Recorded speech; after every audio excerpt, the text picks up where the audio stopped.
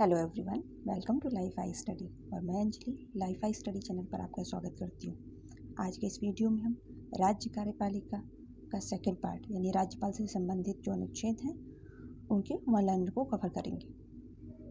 इस वीडियो के बाद एक और वीडियो राज्यपाल से ही संबंधित आएगा।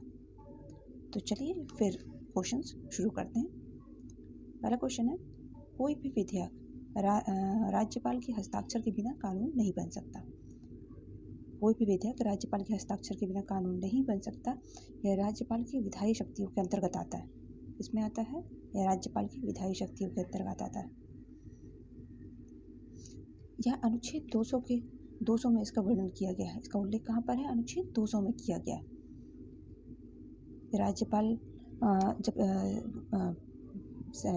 विधायिका सत्र पर नहीं रहती है, तब जैसे विधानमंडल का सत्र नहीं चल रहा होता है, तब औपचारिक रूप से अध्यादेश की घोषणा कर सकता है और इन विधेयकों को राज्य विधानमंडल से 6 हफ्तों के भीतर स्वीकृति होनी आवश्यक होती है। वह किसी भी समय किसी अध्यादेश को समाप्त भी कर सकता है। यह राज्यपाल का सबसे महत्वपूर्ण अधिकार है। तो यहाँ पर आपको समझना है कि कोई भी विधेयक राज्यपाल के हस्ताक्षर के बिना कानून नहीं बन सकता है। यह अनुच्छेद 200 में वर्णित है। आपको अनुच्छेद 200 याद रखना है। अगले क्वेश्चन पर चलते हैं। अगला क्वेश्चन है, किस अनुच्छेद के तहत राज्य का बजट तैयार किया जाता है? तो अनुच्छेद 202 के तहत तैयार किया जाता है। जो राज्य का बजट होता है वह अनुच्छेद 202 के तहत तैयार होता है। यह राज्यपाल की वित्तीय शक्तियों के अंतर्गत आता है। यह राज्यपाल की वित्तीय शक्तियों के अंतर्गत आता है। वह सुनिश्चित करता है कि जो वार्षिक वित्तीय विवरण है उसे विधानमंडल के सामने कब प्रस्तुत किया जाएगा। अगले क्वेश्चन पर चलते हैं। अगला क्वेश्चन है, राज्यपाल की क्षमादान शक्तियाँ, इसका वर्णन किस अनुच्छेद में किया गया है? तो राज्यपाल की जो पार्डन पावर है उसका वर्णन अनुच्छेद 161 में है। इसमें है अनुच्छेद 161 में। राज्य में ये शक्तियाँ राज्यपाल के पास होती हैं और इससे कई गुना ज़्यादा शक्तियाँ केंद्र में राष्ट्रपति के पास होती हैं। तो यहाँ पर हम राज्य के बारे में बात कर रहे हैं। तो राज्यपाल की जो क्षमादान शक्तियाँ वो किसमें वर्णित है? वो अनुच्छेद 161 में वर्णित है। इनकी अपनी कुछ लिमिटेशंस हैं जिसको कि हम आगे डिस्कस करेंगे। नेक्स्ट क्वेश्चन है, राज्यपाल सोने के पिंजड़े में निवास करने वाली चिड़िया के समतुल्य है। उक्त कथन किसका है? तो यह सरोजिनी नायडू का कहा हुआ कथन है। किसका है? सरोजिनी नायडू का। सरोजिनी नायडू पहली महिला राज्यपाल थी। यह उत्तर प्रदेश की राज्यपाल नियुक्त हुई थी। यह उत्तर प्रदेश की राज्यपाल नियुक्त हुई थी। इन्होंने कहा था कि राज्यपाल सोने के पिंजरे में निवास करने वाली चिड़िया के समतुल्य है। अगले क्वेश्चन पर चलते हैं। अगला क्वेश्चन है, उपराज्यपाल की नियुक्ति कौन करता है?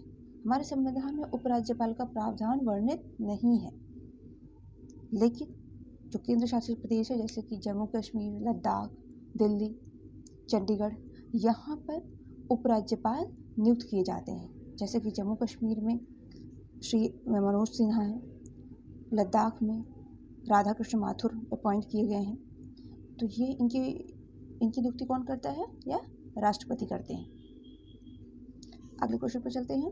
अगला क्वेश्चन है, राज्य लोक सेवा आयोग के अध्यक्ष की नियुक्ति किसके द्वारा की जाती है? जो स्टेट में लोक सेवा आयोग होता है वहाँ उसके अध्यक्ष की नियुक्ति कौन करता है? तो यह राज्यपाल द्वारा की जाती है। किसके द्वारा की जाती है उनकी नियुक्ति?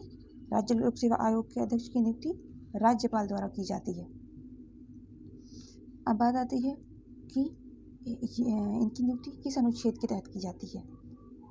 तो यह आप कमेंट सेक्शन में बताएंगे कि राज्य लोक सेवा अध्यक्ष की नियुक्ति किस अनुच्छेद के तहत की जाती है। अगले क्वेश्चन पर चलते हैं। अगला क्वेश्चन है, राज्य मंत्रिपरिषद की विधानमंडल के प्रति सामूहिक जिम्मेदारी होगी। राज्य मंत्रिपरिषद की विधानमंडल के प्रति सामूहिक जिम्मेदारी होगी। यह किस अनुच्छेद में वर्णित है? तो यह अनुच्छेद 164 में वर्णित है। किसमें वर्णित है? यह अनुच्छेद 164 में। आपको ध्यान रखना है कि राज्य मंत्रिपरिषद की विधानमंडल के प्रति जो सामूहिक जिम्मेदारी है वह अनुच्छेद 164 में वर्णित है। यह राज्यपाल की संवैधानिक स्थिति में आता है, क्योंकि यह उपबंध जो राज्य में राज्यपाल की संवैधानिक बुनियाद के रूप में उसको शो करता है। साथ ही साथ जो 42वां संविधान संशोधन था उसमें राष्ट्रपति के लिए मंत्रियों की सलाह की पद्धति तय कर दी गई। कब? 42वें संविधान संशोधन में 1976 में हुआ था जो 42वां संविधान संशोधन, इसमें 1976 इसमें राष्ट्रपति के लिए मंत्रियों की सलाह की बाध्यता तय कर दी गई थी, जबकि राज्यपाल के संबंध पर इस तरह का कोई उपबंध नहीं है। मतलब कि ये चीज़ की मंत्रियों से सलाह लेने की जो बाध्यता है, इसका उपबंध राज्यपाल के संबंध में नहीं है। अगले क्वेश्चन पे चलते हैं। अगला क्वेश्चन है, ये है राज्यपाल द्वारा जिला न्यायाधीशों की नियुक्ति का प्रावधान किस अनुच्छेद में किया गया है? तो राज्यपाल द्वारा जिला न्यायाधीश जो डिस्ट्रिक्ट मजिस्ट्रेट होते हैं, इनकी नियुक्ति का प्रावधान अनुच्छेद 233 में किया गया है। इसमें 233 में किसके लिए? डिस्ट्रिक्ट मजिस्ट्रेट जो होते हैं, इनकी नियुक्ति का प्रावधान किस में है? 233 में है। आपको याद रखना है कि जो जिला न्यायाधीशों की नियुक्ति का प्रावधान है वो किस में है? 233 में है। इसी तरह राज्यपाल की उच्च न्यायालयों के न्यायाधीशों की नियुक्ति के मामले में जो है राष्ट्रपति से सलाह लेता है, किसमें?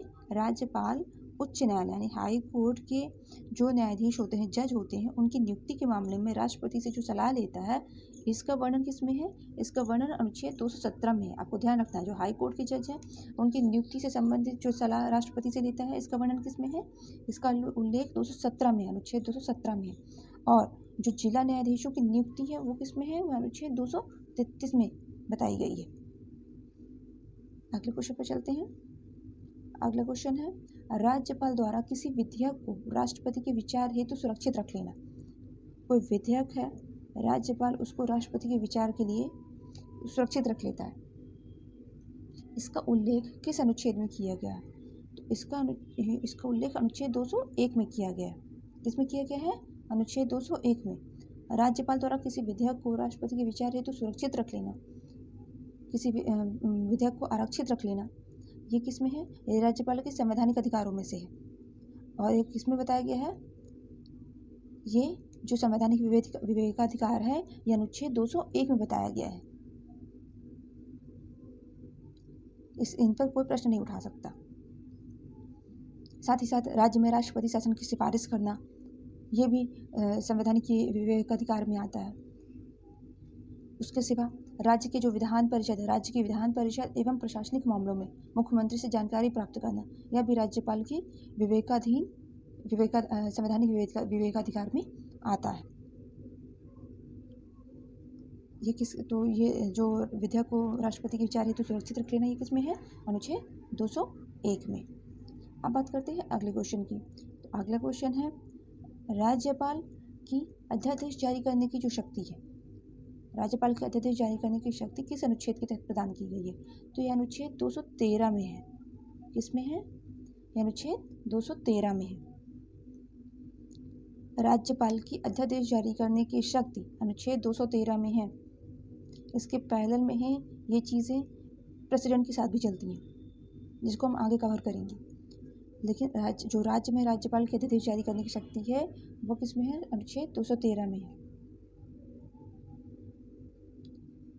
तो फ्रेंड्स, इस वीडियो में मैंने इतने क्वेश्चंस को कवर किए हैं। इसके आगे के क्वेश्चंस को हम नेक्स्ट वीडियो में कवर करेंगे। Thanks for watching.